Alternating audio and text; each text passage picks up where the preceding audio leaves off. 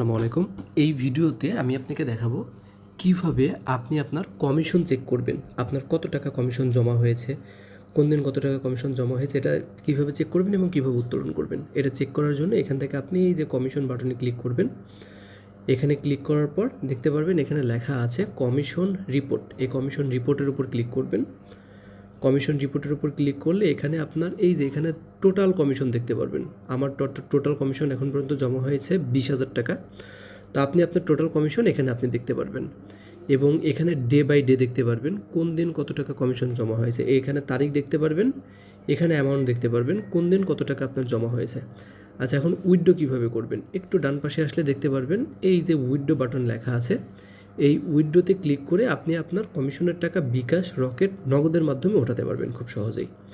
আশা করি বুঝতে পেরেছেন কিভাবে আপনি আপনার কমিশন চেক করবেন এবং কিভাবে আপনি আপনার কমিশনের টাকা ওঠাবেন।